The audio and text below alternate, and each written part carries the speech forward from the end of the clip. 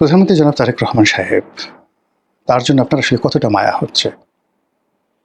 বা তার জন্য আপনার আসলে কতটা মায়া করা উচিত? আপনারা জানেন যে তার এখন যে পারিবারিক অবস্থা, সেই পারিবারিক অবস্থায় পুরো বংশের একমাত্র প্রদীপ রূপে তিনি জীবিত আছেন। তার বাবা নির্মম হত্যাকাণ্ডের শিকার হয়েছেন।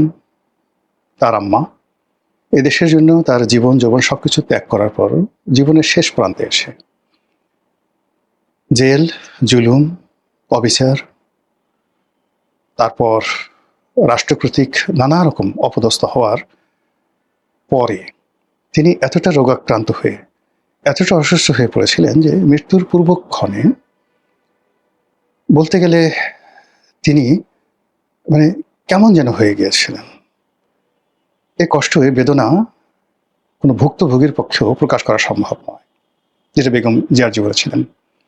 জীবনের শেষ বছরটিতে প্রায় বেশিরভাগ সময় তিনি হাসপাতালে ছিলেন। তারপর হাসপাতালের বহু সময় তিনি দিনের পর দিন তিনি সেখানে জ্ঞানহীন অবস্থায় ছিলেন। আর এই সময়টিতে তার পুত্রবধূ জুবাইদুর রহমান তাকে দেখতে এসেছিলেন এবং তার একমাত্র সন্তান টেকনিক্যাল কারণে হোক, কূটনৈতিক কারণে হোক, রাজনৈতিক কারণে হোক তিনি বাংলাদেশে আসতেই পারছিলেন না।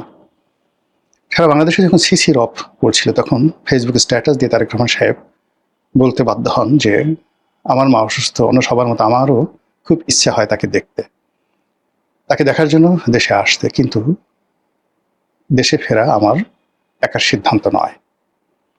তো এই যে তার যে অসহায়ত্ব, এই অসহায়ত্ব কিন্তু সারা দেশের মানুষকে কাঁদিয়েছে। তার একমাত্র ভাই নির্মমভাবে মারা গেছেন অসুস্থ হয়ে।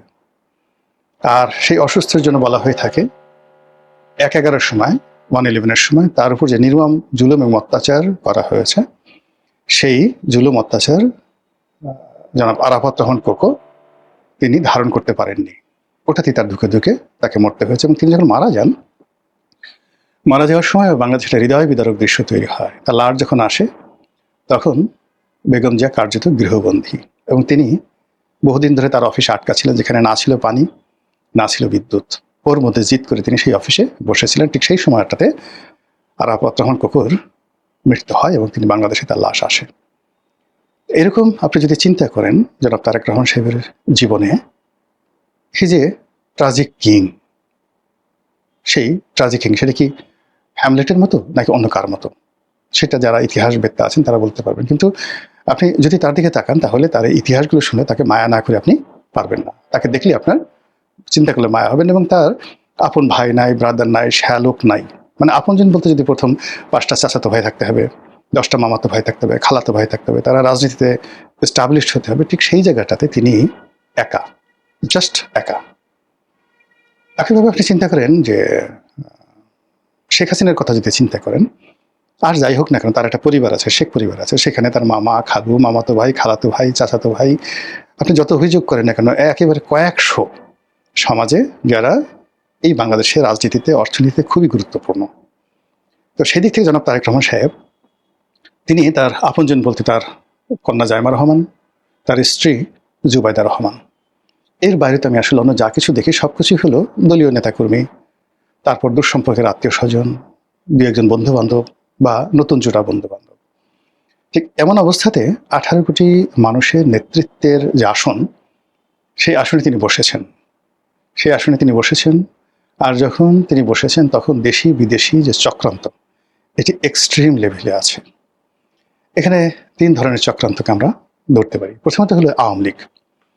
আওয়ামী লীগ একেবারে বিএনপির বলতে গেলে জাত শত্রু। আর বিএনপিও কিন্তু আসলে মূলত আওয়ামী লীগই তাদের শত্রু মনে করে। এদের মধ্যে কেবলই মাত্র প্রতিদ্বন্দ্বিতা নয়, মনস্তাত্ত্বিক অনেকগুলো বিষয় রয়েছে, ঘৃণা রয়েছে, অবিশ্বাস রয়েছে, সন্দেহ রয়েছে, সাইকোলজিক্যাল যেটা মানসিক যে ঈর্ষা সেটা রয়েছে। যেমন শেখ হাসিনা কখনই সে মনে করেন, প্রথমত তিনি মনে করেন যে তার বাবার খুনের সাথে সে জিয়াউর রহমান সাহেব জড়িত। এখন ধরেন একেবারে সত্যের ধারে কাছে না, 100% মিথ্যা, কিন্তু দেশের প্রধানতম রাজনৈতিক দলের প্রধান ব্যক্তি তিনি মনের মধ্যে গেঁথে রেখেছেন, ওটা থেকে আপনি তাকে সরাবেন কিভাবে? ক্ষমতা তো আপনার আমার হাতে না, আমরা যারা সত্য বলতে চাই বুঝি, ক্ষমতা তো শেখ হাসিনার হাতে। তো তিনি যখন বারবার বলছেন যে খুনি অমুক অমুক অমুক অমুক আর বাবাকে খুন করেছে ইত্যাদি ইত্যাদি, তো ওটার মনস্তাত্ত্বিক ধাক্কাটা আপনি চিন্তা করেন কোথায়। এরপরে 21 আগস্টের গ্রেনেড হামলা, এই পুরো জিনিসটি যারাই করুক, যেইভাবে করুক, কিন্তু শেখ হাসিনা কি মনে করছে, আওয়ামী লীগের লোকজন কি মনে করছে, কাকে তারা দায়ী করছে। ফলে এরকম অসংখ্য ঘটনা, এই যে এখন বাংলাদেশে ধরেন যা কিছু হচ্ছে গত 4 মাসে, গত 2 বছরে আওয়ামী লীগের উপর যা কিছু হচ্ছে, এর পুরোটার জন্য বিশ্বাস করেন আওয়ামী লীগের লোকজন জামাতকে দায়ী করছে না, ইভেন এনসিপিকে তারা দায়ী করছে না। এনসিপির যে সমস্ত লোকজন তাদেরকে মানে এরা বাচ্চা ছেলে চলে আসছে ইত্যাদি ইত্যাদি ইত্যাদি, কিন্তু মূল ক্রোধটা কিন্তু বিএনপির উপরে। আর বিএনপি সেটা জানার কারণে কি হলো, আওয়ামী লীগকে কিন্তু তারা কোনো ওয়াক ওভার দিতে চাচ্ছে না। আওয়ামী লীগের ফেরার রাস্তা, রাজনীতি করার রাস্তা ক্রমশ তারা সংকুচিত করতে চাচ্ছে, বন্ধ করে দিতে চাচ্ছে। এবং যেটা হয়, আপনি একটা জোয়ার, একটা ঝড়, এটা বাধা সৃষ্টি করতে পারবেন, কিন্তু অল অন এ সাডেন যখন এটা বিস্ফোরণ ঘটে, তখন সেখানে একটা সুনামি হয়ে যায়। ফলে আওয়ামী লীগ যদি শেষ হয়ে যায়, এটা আলাদা একটা পার্ট, কিন্তু কোনো কারণে বাধার কারণে যদি ফিরে আসে, ওটা ফিরে আসাটা হয়ে যাবে সুনামি। এবং সেই সুনামির যে সমস্ত চাপগুলো এসে, তখন এই যে বিএনপি যে সমস্ত লোকজন বুদ্ধি দিচ্ছে, পরামর্শ দিচ্ছে, এদের কাউকে খুঁজে পাবে না, সবাই বলবে সব দোষ তারেক রহমান সাহেবের। এখন যেভাবে ধরেন সবাই বলছে যে আমরা তো কিছুই করিনি, সবই শেখ হাসিনা করেছে, সেই সালমান কিনেছে, সেই এস আলম কিনেছে, যত রকম কথাবার্তা, তার কাছে আমরা কি কথা বলতে পারছি না, কিন্তু দাঁড়াতে পারছি কিনা, গণভবনে তো আমরা ঢুকতেই পারতাম না। আমরা মধ্যে কোনো এখন নিরপরাধ ব্যক্তি কিচ্ছু করে নেই, আননেসেসারি শেখ হাসিনার দল করে একবার দুবার মন্ত্রী হয়েছে, খালি সে যেভাবে বলছে এভাবে স্বাক্ষর করছে, সিগনেচার করছি, সব মাল পানি তারা কামাই গেছে। এই কথাগুলো দেখবেন এখন সবাই বলছে। আওয়ামী লীগের একই কথা বিএনপির ক্ষেত্রে কিন্তু বলা হবে ক্ষমতার ক্ষেত্রে। এই যে দেখেন না, ইউনূস সাহেব গেছে, এখন ইউনূস সাহেবের কিচেন ক্যাবিনেটে ঢোকার জন্য কত মানুষের আকুতি ছিল। এখন সবাই বলছে যে না, আমরা কোনো কিচেন ক্যাবিনেটে ছিলাম না, আমরা তার সাথে ছিলামই না, সে তার নিজের ইচ্ছা মতো সব কিছু করেছে ইত্যাদি ইত্যাদি। তাহলে এখন আমাদের দেশে কি হয়, ক্ষমতা কেন্দ্রিক একটা রাজনীতি, আর ক্ষমতার বাইরে গিয়ে আরেকটা রাজনীতি। তো এই যে একটা অবস্থা চলছে, সেই অবস্থার প্রেক্ষিতে যেটা হচ্ছে সেটা হলো, day by day Tarek Rahman সাহেব তার যে শত্রুপক্ষ, সেই শত্রুপক্ষের টার্গেটে পরিণত হচ্ছেন। আর এ সকল যখন পরিবেশ পরিস্থিতি হয়, তখন যে ধরনের বন্ধু লাগে, বান্ধব লাগে, সহযোগিতা লাগে, তারপরে যে ধরনের একটা প্রতিরক্ষা বহু লাগে, বিশ্বস্ত লোকজন লাগে। আপনি অনেক মন্দ কাজ করেও কিন্তু বিশ্বস্ত লোকজন থাকলে আপনি টিকে থাকতে পারবেন। যেমন একজন পাগলা রাজা ছিলেন মোহাম্মদ বিন তুগলক, আমরা যাকে নিয়ে তুগলকি কাণ্ড বলি, কিন্তু তার অনেকগুলো কোয়ালিফাইড জেনারেল ছিল, অনেকগুলো কোয়ালিফাইড মন্ত্রী ছিল। ফলে একটার পর একটা অর্থনৈতিক বিপর্যয়, যুদ্ধ, রাজনৈতিক পরিবর্তন, মানে হাজারো রকম পলিটিক্যাল ফেইলারের পরও তার যে মিলিটারি পাওয়ার, তিনি ছিলেন অজেয়। একটা যুদ্ধ তিনি পরাজিত হননি, এবং জীবনের শেষ দিন পর্যন্ত শক্ত হাতে তিনি তার তুগলকি কর্মকাণ্ড চালিয়ে যেতে পেরেছিলেন, মোহাম্মদ বিন তুগলক। আরেকজন নিষ্ঠুর ব্যক্তি ছিলেন আলাউদ্দিন খিলজি, কিন্তু তার মালিক কাফুরের মতো একজন শক্তিশালী সেনাপতি ছিল। তা এরকম যদি শেখ হাসিনার এরকম শক্তিশালী লোকজন থাকতো, তার কাছে কিন্তু তার সাথে যারা ছিল সবই এরকম দুর্বল, দালাল, ফড়িয়া টাইপের লোকজন ছিল, ভাড় টাইপের লোকজন ছিল, কাউয়া টাইপের, চড়াই টাইপের লোকজন ছিল, ওইরকম ছিল না। কিন্তু এই যে যেটা হলো, মানে তার যে পতনটা হলো, সেই পতনের সময় দেখা গেল তার পক্ষে মানে হুঙ্কার দিয়ে দাঁড়ানোর মতো, শহীদ হওয়ার মতো, বা একজন লোক শেখ হাসিনা বঙ্গবন্ধু তার পরিবারের জন্য রুখে দাঁড়িয়ে প্রধানমন্ত্রী তারেক রহমান সাহেবকে নিয়ে গুরুত্বপূর্ণ তথ্য দিল গোলাম মাওলা রনি। তো এর থেকে আসলে তারেক রহমান সাহেবকে শিক্ষা নিতে হবে, কিন্তু তিনি সেই শিক্ষাটা কতটা নেবেন বা নিতে পারবেন, তার চেয়ে বড় ব্যাপার হলো যে সর্বনাশ শেখ হাসিনার জামানায় ঘটেছিল, যে সর্বনাশ ইউনূসের জামানায় ঘটেছিল, সেই সর্বনাশ সুদে আসলে আরো বড় হয়ে আসছে, এবং এখানে অপরাধীদেরকে আপনি কোনো অবস্থাতে বুঝাতে পারছেন না যে অপরাধ কাকে বলে, কত প্রকার এবং কি কি। তারা সেই অপরাধ করে নিজেদেরকে শ্রেষ্ঠতর বলে মনে করছেন। তো যাই হোক, এখন যেটা হচ্ছে সেটা হলো, এই যে জনাব তারেক রহমান সাহেব, তিনি কাজ করে যাচ্ছেন, তার মতো করে কাজ করে যাচ্ছেন, তার মতো স্বাধীনভাবে তিনি ছুটোছুটি করছেন, কখনো চট্টগ্রামে, কখনো গ্রামে, যেখানে সিলেটে, শ্বশুরবাড়ি থেকে শুরু করে সব জায়গাতে তিনি অবাধে যাচ্ছেন। সেনাবাহিনীর প্রশিক্ষণ ক্যাম্পে, গ্রীষ্মকালীন প্রশিক্ষণ ক্যাম্পে ঢুকে যাচ্ছেন, সেনা সদস্যদের সাথে তিনি মিশছেন, তাদের খাবার খাচ্ছেন, সব কিছু করছেন। কিন্তু আপনি দেখবেন যে তিনি যে স্বতঃস্ফূর্তভাবে যেভাবে চলাফেরা করার চেষ্টা করছেন, তার আশেপাশের পাগুলো, তার আশেপাশের হাতগুলো, আশেপাশের মুখগুলো, সেগুলো অভিব্যক্তি কি? Is it friendly? Is it cooperative? এটা কি বন্ধুত্ব সুলভ? এটা কি সহযোগিতামূলক? এটা কি প্রশংসনীয়, নাকি আমরা যারা দর্শক আসলে আমরা কিছুই করতে পারবো না, আমরা বলছি আহা হা, এরকম প্রধানমন্ত্রী আর হয় না, যিনি সেনাবাহিনীর ভিতরে ঢুকে গেলেন, তারপরে সেনাবাহিনীর খাবার খেলেন, প্রশিক্ষণ ক্যাম্পে বসে বসে তিনি সেনা সদস্যের এই দৃশ্য দেখলেন। কিন্তু এটা সেনাবাহিনীর লোকজন কেমন মনে করলো সেটা হলো মূল বিষয়। How they accept it. আমরা তৈরি করলে হবে না, তো ওই বাহিনীর ভিতরে কি অবস্থা আছে সেটা তাকে শতভাগ নিশ্চিত হতে হবে। তিনি খাল কাটতে বিভিন্ন জায়গাতে চলে যাচ্ছেন। এই যে খাল কাটা বা যে কোনো একটা প্রোগ্রামে তিনি উপস্থিত হচ্ছেন, এটা সংশ্লিষ্ট যারা লোকজন আছে তারা কিভাবে নিচ্ছেন? তিনি এসএসএফ এর প্রোটোকল ছাড়া একা একা ঘুরে বেড়াচ্ছেন। জনগণ হাততালি দিচ্ছে, জনগণের হাততালির 2 পয়সার মূল্য নেই। জনগণ সেলফি তুলছে, ওরকম হাজার হাজার সেলফি অনেকের সাথে অনেকে তুলে, কিন্তু ওটার কোনো মূল্য নেই। এখন এসএসএফ যা রাষ্ট্রীয় বাহিনী বা তার যারা নিরাপত্তা রক্ষা দায়িত্বে নিযুক্ত, তারা এই বিষয়টিকে কিভাবে নিচ্ছে? তারা কি মনে করছে তার নিরাপত্তা ওকে আছে?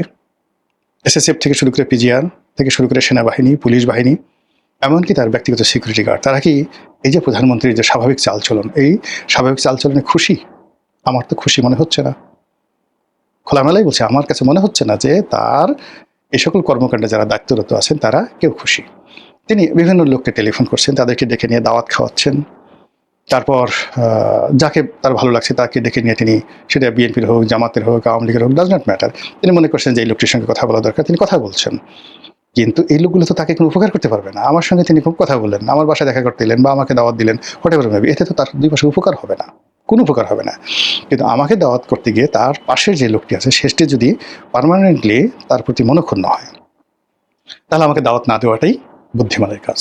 আগে ঘর সামলাতে হবে। সেই দিক থেকে ওনার আশেপাশে যে ওনার ক্যাবিনেট আছে, কিচেন ক্যাবিনেট আছে, পরিবার আছে, ওনার একান্ত ব্যক্তিগত স্টাফ আছে, এই জায়গাটাতে যে বন্ধন তৈরি করা দরকার, আমরা বাইরে থেকে যতটুকু দেখছি আমার কাছে মনে হচ্ছে না যে এই বন্ধনটা কোনো পারফেকশনের দিকে গিয়েছে। বরং তার যে কর্মকাণ্ড জনগণ প্রশংসা করছে, কিন্তু এই জনগণের প্রশংসা কোনো কাজে আসবে না। কিন্তু তারা যারা একান্ত আপনজন আছেন তারা যদি বিরক্ত হয় যে উনি এইভাবে পড়ছেন, আমার তো কোর্ট পড়তে ইচ্ছে করে, তিনি হঠাৎ করে কথা নাই বার্তা নিয়ে এসে এমপিদের গাড়িটা বন্ধ করে দিলেন। নির্বাচন করেছি আমরা, সারা বছর 17-18 বছর পরিশ্রম করেছি, নির্বাচিত হওয়ার পর একটা প্লট পাবো, একটা গাড়ি পাবো, তাই নিয়ে এসে হঠাৎ করে একটা রাজনৈতিক সিদ্ধান্ত নিয়ে ফেললেন। এখন কি হবে? ওনার তো ঠিকই ভালো গাড়ি আছে, আমার তো ভালো গাড়ি না, একটা ট্যাক্স ফ্রি ভালো গাড়ি আনবো, এই কাজটা উনি বাধা দিয়ে দিলেন। এই যে নেতাকর্মীদের মধ্যে যে ক্ষোভ, এটা প্রশমিত করবেন কিভাবে? রাজনীতি এমন একটা কঠিন বিষয়। অনেক সময় রাজা নিজে তার কর্মচারীকে ঘুষ দিতেন, ঘুষ দিতে বাধ্য হতেন। এটা তোহফা না, ঘুষ দিতে বাধ্য হতেন। এবং ঘুষ দিয়ে মানে স্বয়ং রাজা সম্রাট তার প্রাসাদের কর্মচারীদেরকে ঘুষ দিয়ে তিনি অনেক কর্মকাণ্ড করতেন। এত জটিল অবস্থা। এখানে সব জনপ্রিয় জিনিসই কিন্তু জনপ্রিয় নয়, সব সঠিক জিনিস আসলে শেষ পর্যন্ত সঠিক ফলাফল বয়ে নিয়ে আসে না। তো সেই দিক থেকে যেটি হচ্ছে সেটি হলো যে এই যে জনাব তারেক রহমান সাহেব এখন যে মাননীয় প্রধানমন্ত্রী, তিনি হয়তো আন্তরিকতা নিয়েই করছেন, হয়তো চিন্তা ভাবনা করেই করছেন, তার বিবেচনা যেটা ভালো মনে হয় সেটাই করছেন। কিন্তু এটার যে আউটপুট, সেই আউটপুটে আশেপাশের লোকের মধ্যে নানা রকম প্রতিক্রিয়া তৈরি হয়েছে।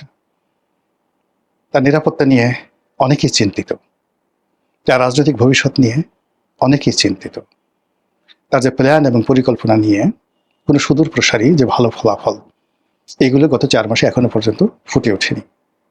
সেই অবস্থাতে এই যে তার যে সহজ সরল অভিব্যক্তি, এটার জন্য মায়া করা ছাড়া আপনার বা আমার কি বা করার আছে?